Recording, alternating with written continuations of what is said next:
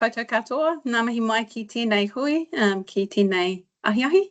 It's wonderful to be with you again this afternoon, or to be with you for the first time. Ko Waio, ko Trish Malcolm Whaku ingoa, ko Tangata Tiriti ahau, ko Manuhiri ahau. I am the Pō Arahi of Kore Hiakai, and this is a bit of a magic change of person, because this is meant to be Moko Morris sitting in front of you today. We're having a few technical issues as Moko is in Singapore at the moment, so I've just stepped in for hopefully the beginning of this. We hope that she will be in with us soon. It's wonderful to have all of you with us, but it's particularly wonderful to have both Carwyn and Ngaio with us again to do this piece of incredible mahi that we're doing together. Let's start first with karakia. Me karakia tātou. Nau mai e raro kia hā ki roto, kia hā ki waho. Kia tau mai te Māori tū, te Māori noho, te Māori tangata, te Māori atua, te Māori o rangi, te Māori o tangaroa, te Māori o tānei, te Māori o papa tuanaku, te Māori o tū, te Māori o rongo, te Māori o haumie tiki tiki, te Māori o hine ahuoni. Kia tau mai te ao, kia tau mai te marama, kia hua mai mā te katoa. Haumie huie tāki. Kia ora. Thank you for being with us this afternoon as we continue to weave this journey about exploring how Te Tiriti o Waitangi and Kai shape this mahi for us, and how these two things are so essential to how we walk forward in our hopes and dreams for our food secure and kai motuhake Aotearoa, New Zealand. Moko has prepared this really beautiful way of grounding us, and here I think she may be here. I might just pause for a minute because I saw her little pop up, but I'm not sure. So, is she going to interrupt me, which would be wonderful, because I would much rather that her words came out of her mouth rather than me. But to begin this, she's not here, so I'm just sad. I will try and do this justice before I hand over this space for Ngaio and Carwyn to let us into their deep space of where we can explore all of these things. So I invite you to, like our karakia invited us to, just to take a moment to touch base with your breath, to breathe in, ki roto, and to breathe out, ki waho. To do that again, ki roto, ki waho. We take some time to land here, to leave all that we have been in behind for a moment for this next hour.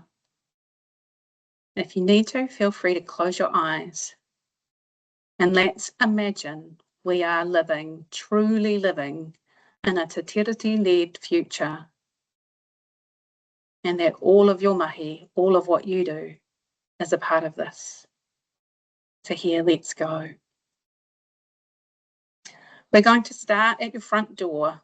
It could be your whare, it could be your nanny's whare, it could be a caravan door. Whatever the door, open the door. You are walking out through your front gate from your whare, along a footpath to the kura. The kids are on scooters along the way. You stop and gather berries planted on the council booms. You push back the mess and help yourselves along with the tamariki around you as you empty your compost into one of the community-led bins scattered around town. Two of your neighbours are there. Along the way, you cross a creek with a bridge made from recycled bottles. You see Koka barefoot and harvesting Kawa on the east side. You avoid eye contact as you forgot to return the last bottles that she gave you. Not far from her are kuia picking watercress. It is hard to believe that only 5 years ago it was so paru and full of plastic and algae.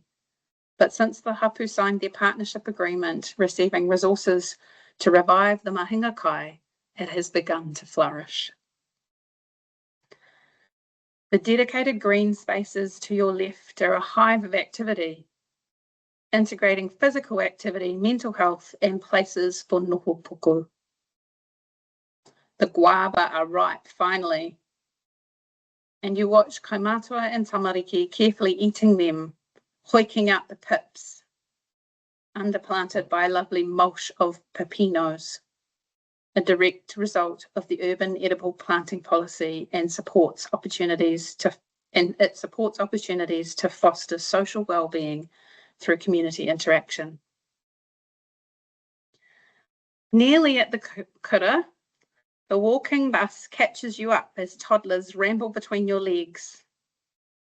Gosh, it wasn't that long ago that cars were banned from this part of the street to make way for pedestrians and make easy access. The local authorities finally approved the hapu suggested carbon plan, which prioritised connections and wharetapa whā over productivity. In the distance, the electric bus arrives with the introduction of a 4-day work week, where there are more hands for manaaki in the community, and people have the opportunity to participate more meaningfully in their chosen areas of expertise, and to put some time where it is needed most, supporting reading recovery to kura, taking reo classes, cooking for the community, art classes, not because of hunger, but because of sheer abundance. The pātaka kai is laden with preserves, and you mihi to it as you can finally get rid of the whijawa chutney that your neighbours keep dropping off at your door. Luckily, there's no label on it, so no one can recognise that. You grab an apple as you go and eat it on your way. Once upon a time, these pātaka were littered with white bread and rolls from the supermarket. But now, due to a large section of allotments, the council gave back to the hapu, who opened it up and encouraged growing. Their fresh veggies and fruits are common in the pātaka kai that used to be around a large car park. Across the road where the food bank used to be is a communal community kitchen, where each week community meals are encouraged together and distributed, as well as the compost and preserves to keep people connected. You drop the tamariki at kura and head back down the road to catch the electric bus to your place of mahi, which is on the same side of the road as the kura. Free transport means more money in the budget to spend on the mandatory huaparakori organic territorial market. These have been legislated and are a requirement in each area. Being able to purchase fresh fruit and vegetables each day means a whole lot less food waste. Since the marine reserve was extended, kuia and kaimātua are able to freely gather kaimoana. You support your food supply as community-led, independent and collaborative. Your community, in partnership with mana whenua, can spearhead a sustainable food system where there is enough for everyone, all of the time. You feel like you are living the dream.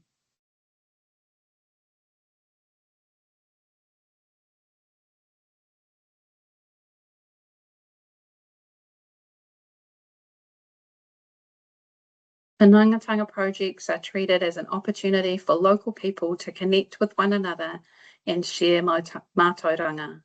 They are inclusive and encourage people to form new relationships and connections.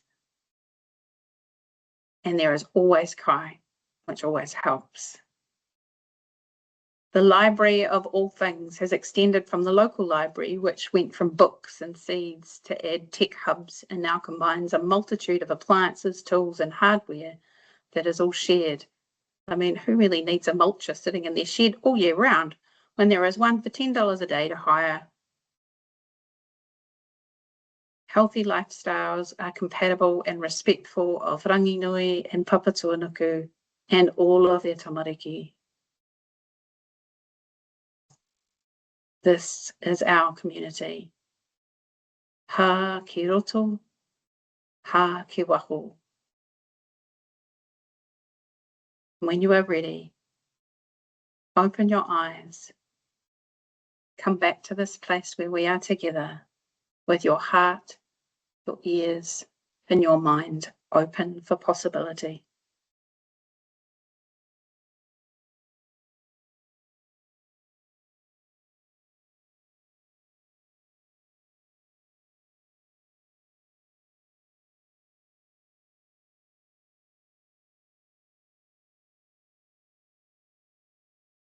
And in this special place together, as we do this incredible mahi together, I invite you to disable any AI that you might have, whānau. That would be deeply appreciated. And I invite you to pop your name, where you're from, and how this day is for you in the chat, so that we can start to have a little bit of rangatiratanga and get ready to be in this space together. Kore Hiakai are often asked what kai has to do with Te Tiriti or Waitangi. That's a conversation we have on the daily. And this is such a wonderful opportunity to sit with some of our people who have such wonderful knowledge, the mātauranga and the things that they are connected to that make this such a rich space. And it's such a privilege. But it is a pivotal part of what we do in the food security kaimotu haki space, is to really wrestle and rest in this place. So we're grateful that you've all taken the time out today to do that, to be here together and to do this really important work together. No mai anō korua. We are so grateful for both you, Carwyn and Ngaio, for being in this space. And I'm going to hand it to you two to have a conversation with each other. Feel free to come back to me if you need to. Hopefully Moko might slip in there at some point. But to begin with, I invite that you take the moment to introduce yourself to the room. Kia ora. You can fight over who goes first. Kai a koe e hoa. Tēnā tātou. Ko Carwyn Jones tōku ingoa. Huria hau no Ngāti Kahununu ki te Wairoa. Ko tētahi o ngā kaimahi o te Wānanga o Raukawa. Ngā mihi ki a koutou katoa. So it's nice to be with you all again. Thanks for coming along again.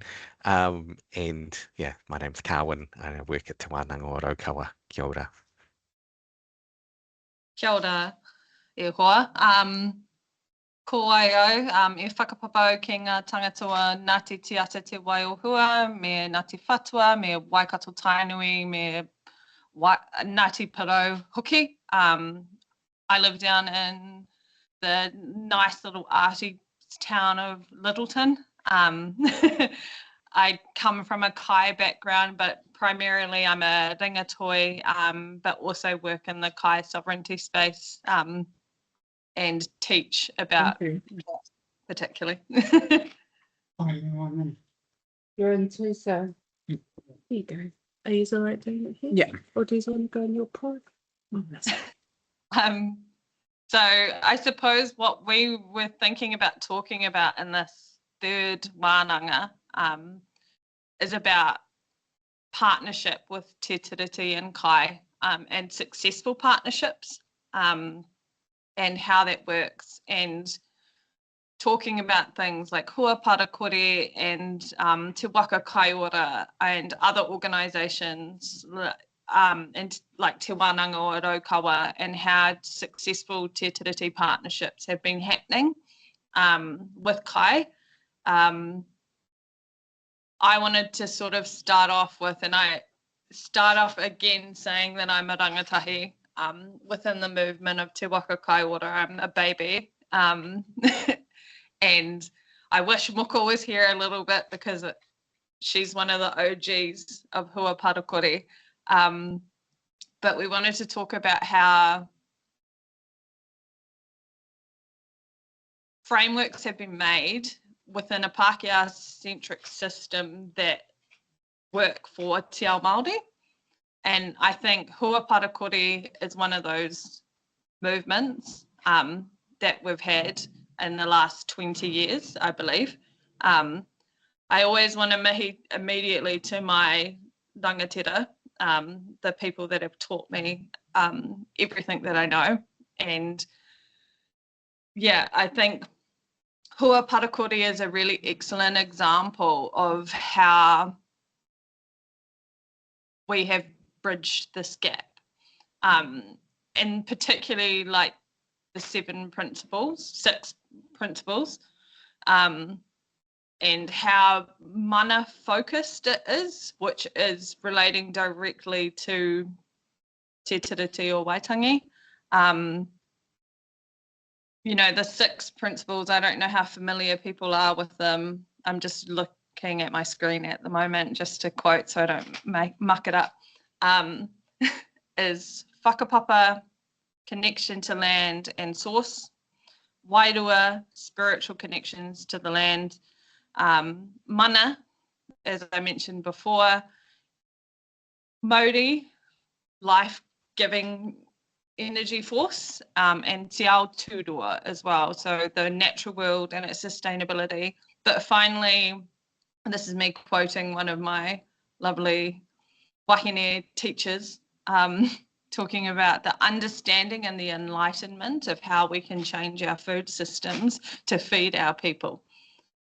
And that's what I think is, yeah, one of the core principles. We want to be grounded in te ao Māori, but having that understanding, which we currently don't have from our government, or what do we call them? We're not calling them the taniwha anymore, the coalition. But that understanding of how we can feed our people using a mana-centric, Māori-led, atua-led food system is. And there's amazing people doing the mahi, like so many amazing people doing the mahi. And there's, I think it's really important to think about having systems like this that are Māori led, and that was my first sort of point. So, Rako, to you, Iho.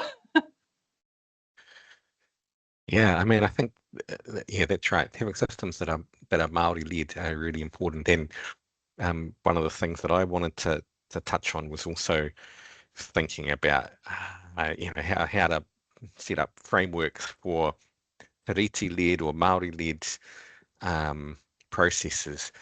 I haven't worked so much in the Kai space, or food sovereignty space, but I have done a little bit of work around the kind of environmental space, which and obviously there are some close connections there with thinking about food systems and environmental systems as well.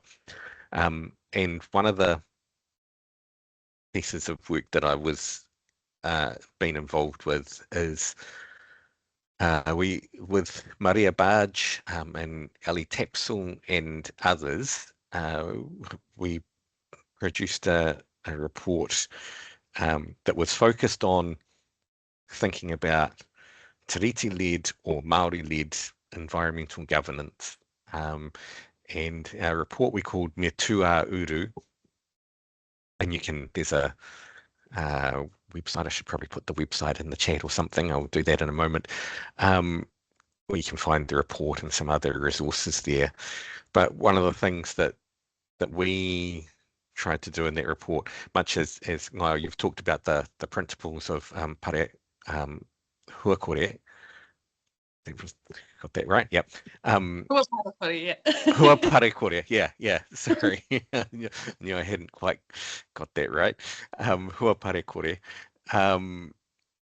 being, you know, the kind of key principles that drive that framework, and I think it's, you know, and some of the, I think the way in which to work through a lot of the stuff is to think back to what are the principles that we want to underpin this work, and, you know, particularly if we're thinking in a Māori space, what are the principles that we might draw from Tikanga Māori, from Atua Māori, and so forth. Or if we're thinking in the environmental space and food network space, what are the principles that we draw from Te Taiao, the environment itself, and build our processes, our structures, our mechanisms grounded in those principles. And so we were looking at our Matua uru work. We talked about what are the kind of key principles that we would want to, well, we think would support a kind of flourishing environment where people are in good relationship with each other and with Te Taiao, with the environment as well. And we talked about, or we identified through our discussions, the 4 kind of key principles that we thought would underpin that. And so we talked about whenua relationships, utu as being about balance and reciprocity, mātauranga, that thinking about these responses should be based in knowledge and also an appreciation of different knowledge systems and ways of seeing the world.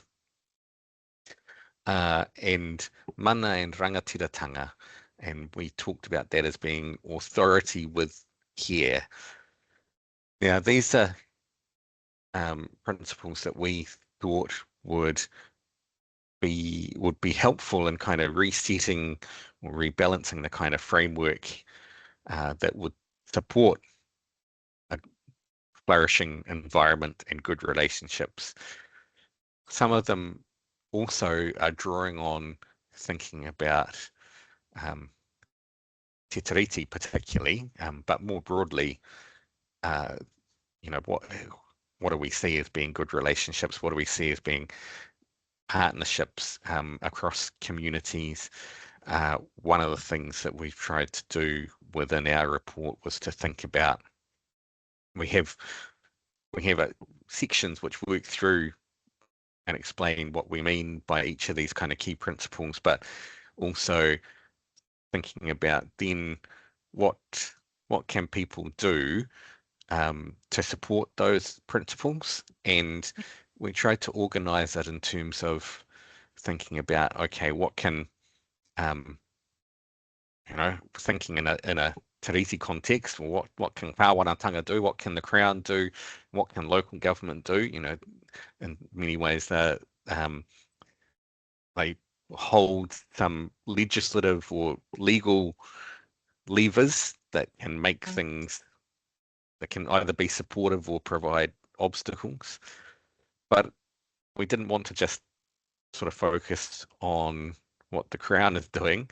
And yeah, as you've talked about, Ngaio, thinking about actually what are the frameworks that we can create, despite whatever other legal structures sit around them, that deliver on our principles. So we also tried to think about, well, what are some of the things that that tangata whenua can do and be thinking about, and what are some of the things that tangata tiriti can be thinking about and doing in each of those kinds of spaces. Yeah. Ka Yeah, that partnership thing is a really interesting thing that I've been thinking about a lot recently. And how we can work as tangata whenua with tangata te tiriti and tauiwi as well, to support us in those contexts where we don't perhaps have the infrastructure as well to support to do the changes. Been talking to a couple of my homies in the last few days who are doing big treaty stuff at the moment. So one of my friends is based down in Rakiura and going through quite a bit of a tricky time with the settlement process post the Kaitahu settlement process, and just wanting to engage with people and being able to be doing our mahi. And, you know, at the end of the day, right, all we want to do is feed our people. And so working with other people helps us to be able to get to that stage. So it's really cool to hear about that, a bit more about what you've done.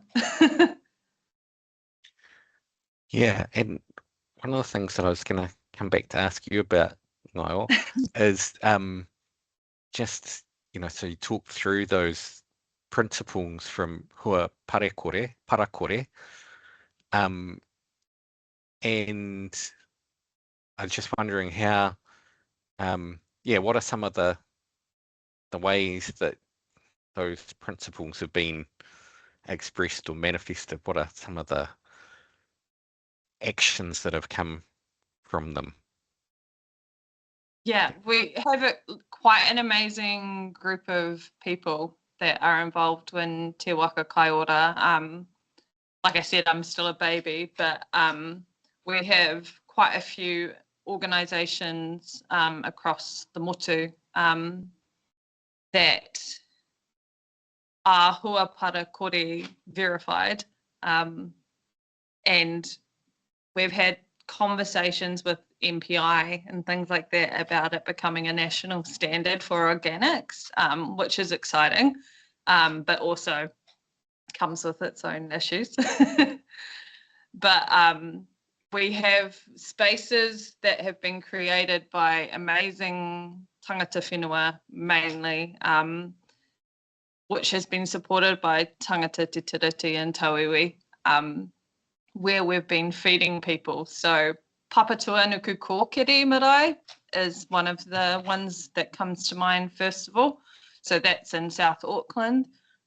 They work with a whole bunch of different organisations, but they do food parcels and they have a koha-based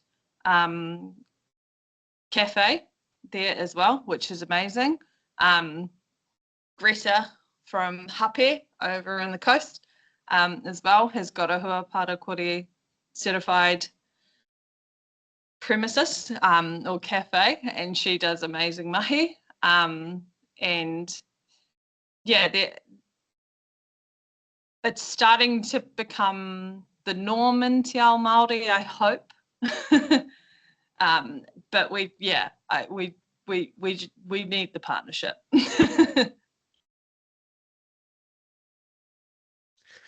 Yeah, and that I was just thinking too, you know, those kind of ideas of thinking about the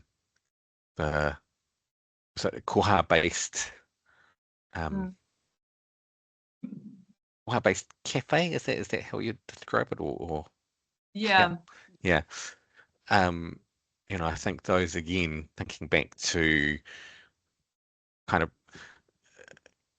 the kind of principles you might draw from Te Ao Māori that sit underneath that, you know, thinking about those ideas of reciprocity and balance and how you implement them, you know, in a I don't know, food system space, or just in terms of community relationships. You know, what does it actually look like to prioritize balance and reciprocity in the things that we do or the ways that we act? Yeah, I think it's that thing of like circular economy, right? Where that's in Te Ao Māori pre-colonisation, we didn't pay for anything, and it's wanting to return to those systems where we trade, and that's whatever we trade as well. It's actually probably dropping this. An exhibition that I want to do at some point about koha and utu, and how it would be an exhibition with a whole bunch of toy, and kai and things like that. But people would exchange based on what they thought was the correct utu for it. I think this is what we need to move back into. We need to move back into that takiwa-based kai trading, and then also other forms of utu other than money. Yeah. I was just talking with some of our Ahunga Tikanga students at Te Wānanga o Raukawa. So Ahunga Tikanga is like Māori laws and philosophy, and within a course which is thinking about Māori concepts of justice, but utu being a key part of that. But we would talk particularly around, sometimes people think about utu as just being this concept of revenge, or, someone harms you, then there's a response. But of course, as you talked about, it's really important in thinking about what we might think of as sometimes talked about as gift exchange, but certainly in those within a Māori economy. And some of the things that we discussed were the ways in which, historically, that it was a kind of koha-based system. So it's a bit different from, it's not a kind of barter system where you haggle about this is worth this much or this is worth this much. People determine for themselves, this is what I think is the correct koha, and then with an expectation or an obligation that there'll be a koha coming back the other way. And so it also, one of the things that we were discussing too, also it's not just a mechanism for trading goods, but also really works to maintain relationships, and particularly this idea that if you're always sort of anticipating, ideally that you should be trying to provide something of greater value than what you're expecting to receive back, or than what you're receiving, then the idea is that then that creates a sort of ongoing obligation for the other person to respond again. And so it's a kind of it keeps the relationship alive and active and dynamic, whereas if it's just a transaction where, oh yeah, this is worth $5, I'll pay you $5, then that relationship can be finished, right? Yeah, that's interesting. Yeah, it's that complete circular thing, te ao marama thing. I'm supposed to be in charge of this, but we all know what I'm like. So the next thing I wanted to talk about a bit is another organisation that I'm involved with, Boil Up, and it's about giving kai to people in a nostalgic way and an accessible way for free across the motu. And me and the other half of the organisation, Josh, have been working together for 5+ years, and we met through another organisation, and we decided to sort of step away because we felt that we weren't feeding our people properly. And it's a great organisation, and we travel all around the motu. Hopefully we'll come and feed you guys soon. But I wanted to sort of, discuss that concept of nostalgic Māori kai a little bit more, if you have any whakaaro. I'd be interested to hear just what you have, what you're thinking about all that is, because like I say, my work is not really focused in the food space, although in connected spaces and around Te Tiriti, but I do know, thinking about, and I'm not sure whether this is quite what you can tell me if I've got this right in terms of what you're thinking about in terms of nostalgic Māori kai. But one of the things we talk about with our students in our Ahunga Tikanga classes is thinking about the ways in which we sort of live the tikanga in action, that they're not just ideas that sit as these abstract concepts, but that they are lived and built up over time. And so, a lot of the and they take different forms over time as well, so that the way we practice it today might not necessarily be exactly the same way we practiced it 100 years ago, 200 years ago, whatever, but the kind of underlying principles are the same. And so, I think, Kai being such a central part of everyone's life, that some of those practices connecting back to, across generations, especially relating to Kai, are really important ways of maintaining knowledge, maintaining practice and action, and expressing values. I don't know whether that's anything what you're driving at, but I'll be interested to hear about what you're thinking there. Yeah, I think what we started off with, me and Josh, is we thought about our memories of walking down the street from Kura and going home and smelling our kai. And both of us are mata waka down here in the South Island.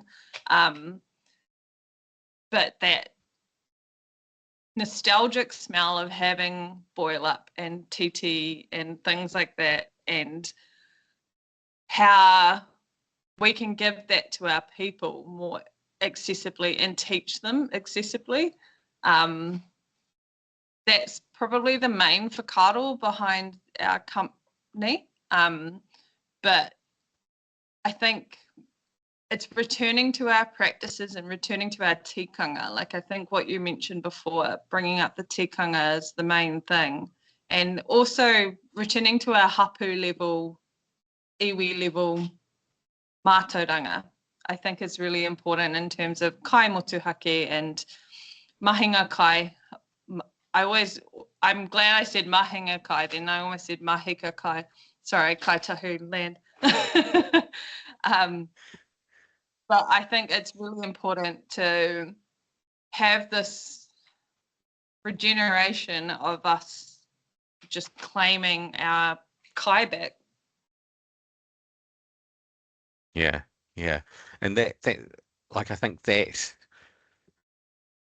claiming back is, that's a nice way of putting it. And thinking about, actually, this is sources of kai that we that have historically been able to access that, and have, as you talked about access there, and I think there's both a kind of question of sort of physical access, maybe to lands or sources of kai, but there's also that question of the mātauranga associated with it. Do people have access to the mātauranga that enables them to identify, gather kai, prepare it, what are all the things that go along with that? Yeah, absolutely. Like, the whole urbanization movement, and which we all know that happened post Te Tiriti, has definitely changed that. And I've been having quite a few interesting conversations recently about being a rangatahi Māori,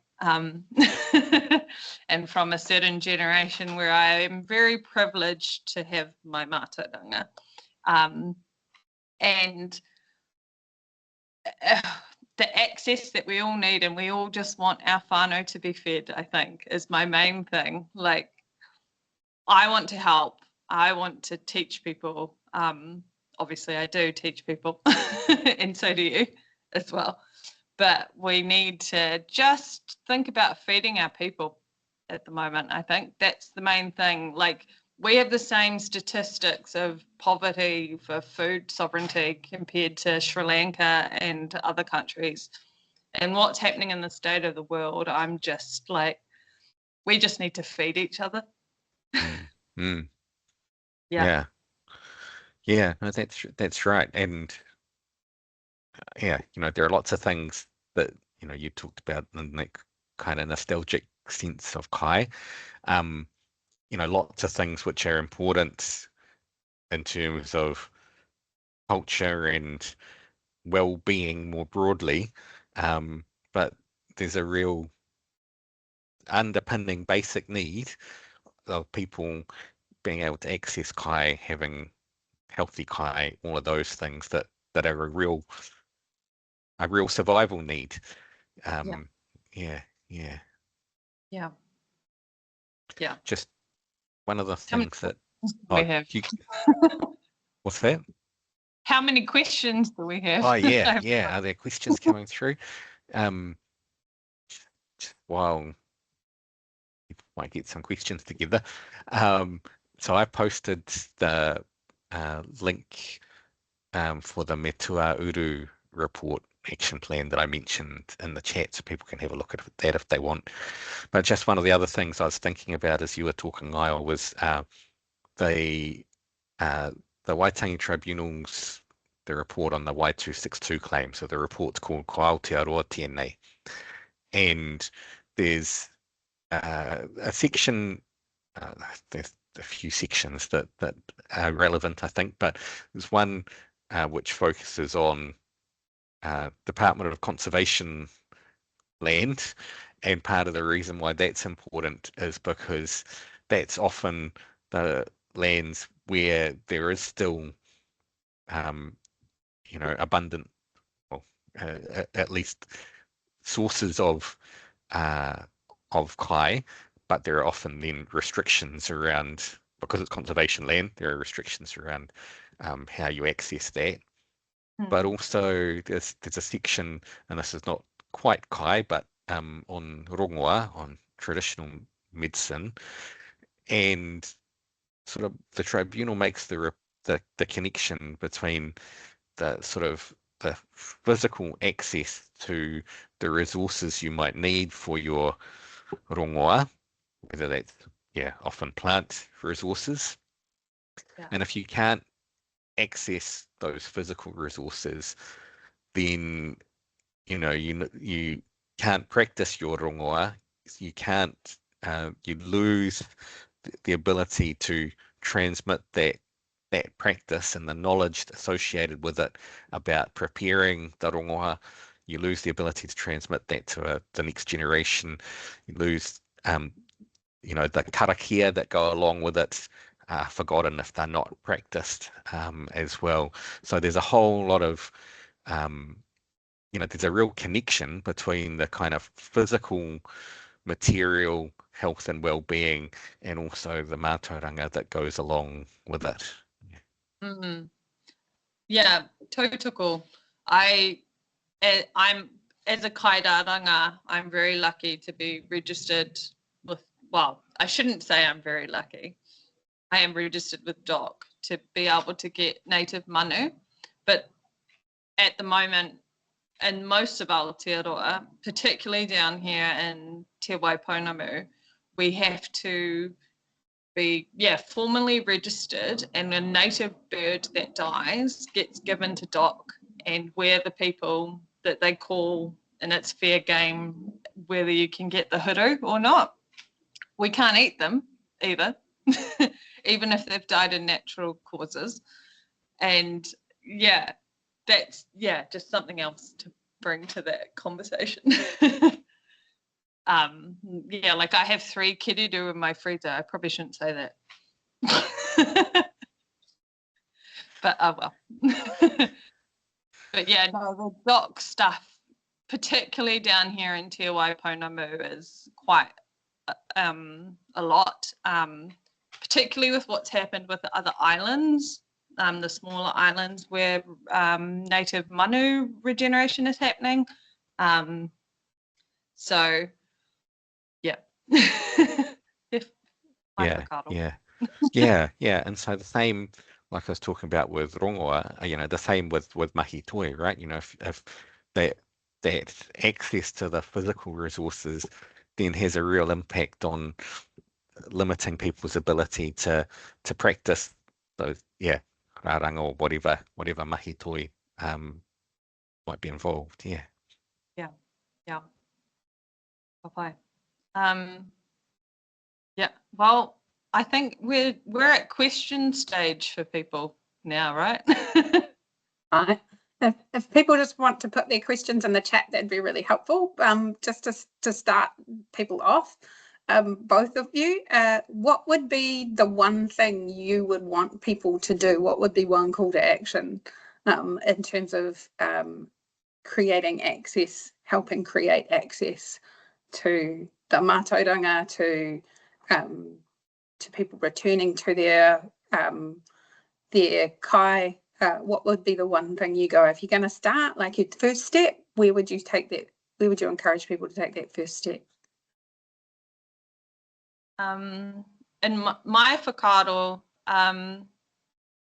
going home, I know it's tricky sometimes if you've been disconnected, but going home and tea-toweltanga would be my whakaaro. We all know aunties, and I think that's the way to start, and they're the people that will teach you. But yeah, what's your whakaaro, Cohen? Yeah, no, that's really good. I was thinking of something very similar, which was because I was thinking, at the underpinning, one of the most important things I think underpinning thinking about these issues is thinking about our relationships to te taiao and to each other, and so a very kind of place-based centering of yourself, thinking about what those relationships look like and how to reconnect if you need to. So for tangata whenua, that might be thinking about how going home, reconnecting with your marae, whānau hapu in various different ways. And for tangata tiriti, again, same kind of thing. Think about the relationships that you have with others, with the place where you are, and the relationships with the place where you are might also be informed by building relationships with tangata whenua, understanding some of the issues that tangata whenua are engaged with where you are, like the very local kinds of issues. And particularly, of course, if you're thinking about in the space around food sovereignty, those might be, if those are the issues that you're interested in and looking to connect with, then that might be a place to start. That's really rich. It's really rich. Can I just put in like my 2 cents about love you all, tangata te tiriti, but the first people that you should talk to is mana whenua or ahuka.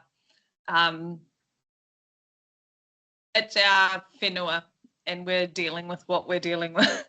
So, and we know the practices, the koro, the kuia, everyone is there doing all the mahi. So I think reaching out, and I know it's difficult to reach out as well.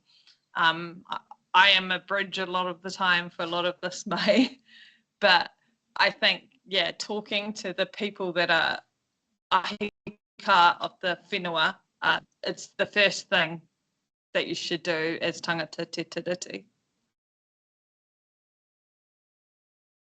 It's that really interesting moment where tangata tiriti often want to do a thing, but actually the first thing to do is listen.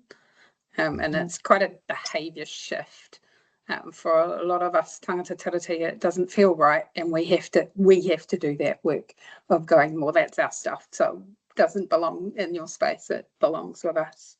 And I always remember in one of the spaces that I grew up, they always said, listen for the pūrākau and let the stories of the whenua then guide your behaviour as tangata tiriti, because that will always lead you back to mana whenua. And so it's like, actually, even in our cities, there are so many stories about the whenua, about Kai and the whenua, and we don't know them, so learn them. As tangata tiriti, that's one of the best things that I feel like has informed my own practice. Sorry, that was just my 2 cents back. But that's, yeah, own our stuff and do the listening rather than the talking and the doing. Yeah, and just absolutely tautoko what Ngaio has said too, and to come back to something you said earlier, Ngaio, you talked about the kind of, I can't quite remember the words you used, but it was thinking about the kind of localized knowledge, thinking about iwitanga, haputanga, not just Māori tanga as a whole. And again, I think that's a really important piece of this, to think about the kind of the relationships you have in the place where you are, and what are the local connections, who's the ahika, what are your relationships there, those kinds of things. Yeah. Kia ora. Kia ora. Do we have another partai? I feel like I've rambled. No, as you let it all unravel, the partai that are there were answered as you actually did your own weaving of your kōrero. So that was just fantastic. We're getting close to the end of the hour that we kind of came to be together. I think that we're quite capable of letting people have a little bit more space in their day, but really want to give you the opportunity to, is there any last thing that you would like to add into this space before we do a close? Actually, one partai that Moko brought up to me, and I'd be interested to see what your whakaaro was about it, Carwyn, as well, is the GE thing. I'm literally wearing a t-shirt that says against it at the moment. But I think a lot of the people want to hear what, in a Te Tiriti based agreement about Kai, or in a Te Ao Māori perspective, what we think about GE. And I know how I feel. Yeah, I mean, I guess in terms of thinking about the Tiriti framework for this, the kind of central point there, I would think, reinforces the fact that Māori ought to be determining what the kind of constraints or limits or the parameters are of what happens. And again, linking back to thinking about Tiriti-based Māori-led environmental governance, I see this as very much sitting within that framework, thinking about what is the and particularized too. So maybe we think about what are the particular connections to whenua that exist, and again, if we come back into a tikanga framework, then the questions that we would consider would be all around, well, what do we need to do to maintain the mauri of the taonga that are the plants or crops or food sources, and I think that leads you into a much more, at least a cautious space. Maybe we need a 4th webinar.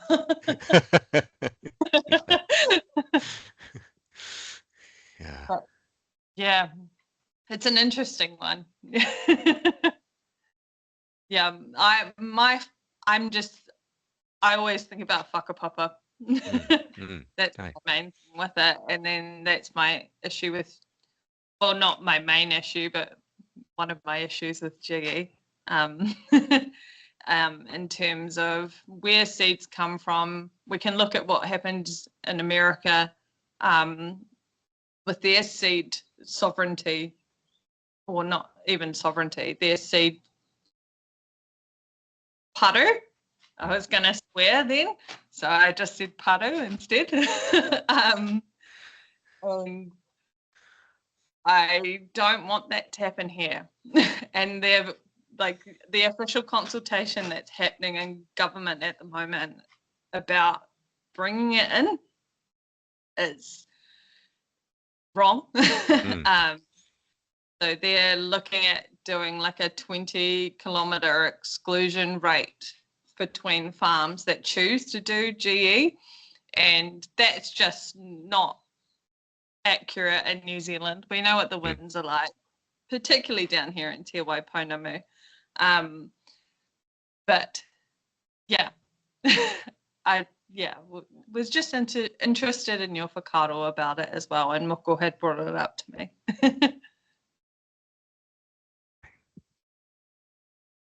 But ka pai.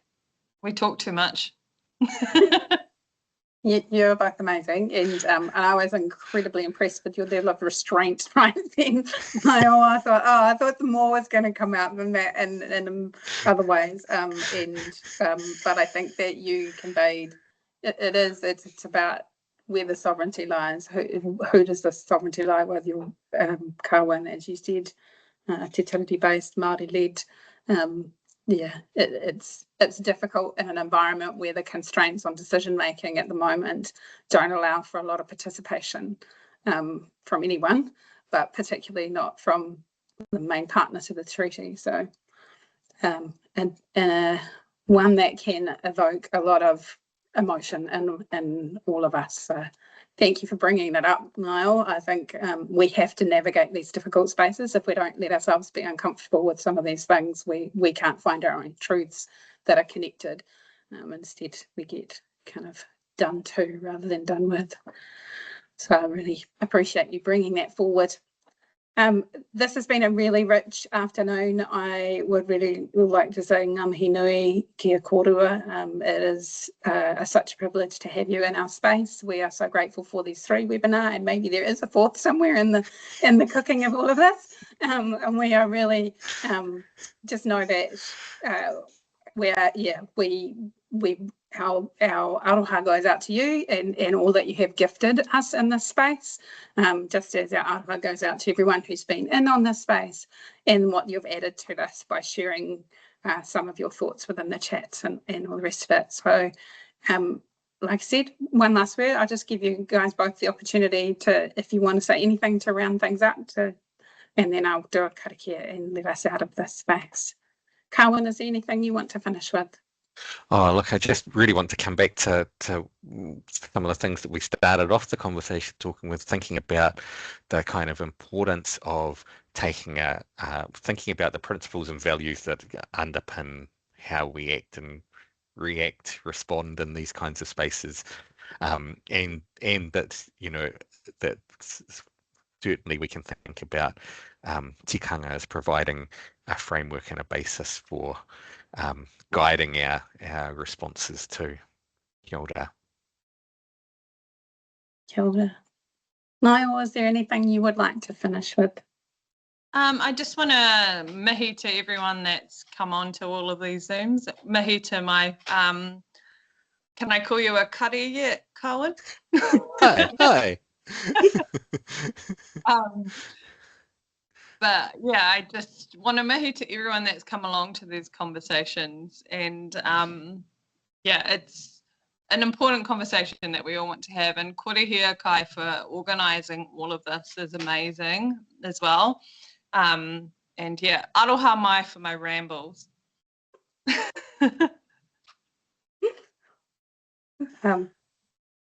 Again, ngā mihi nui, ngā mihi mai oha to kia kōrua. It has been our complete privilege to have you in our space, to be here together to wrestle with these things, and to allow the beauty of the mātauranga in this space to really be the champion of our day. I will just finish us off with karakia and one just last mihi to everyone for being here.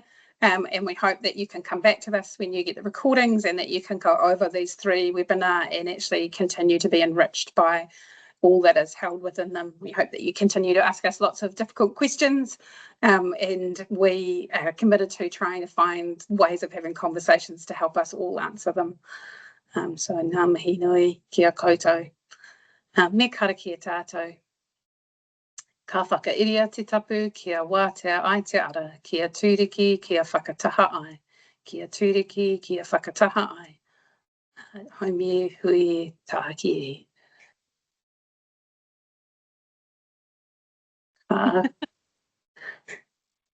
Thank you, everyone. We hope to see you again sometime soon.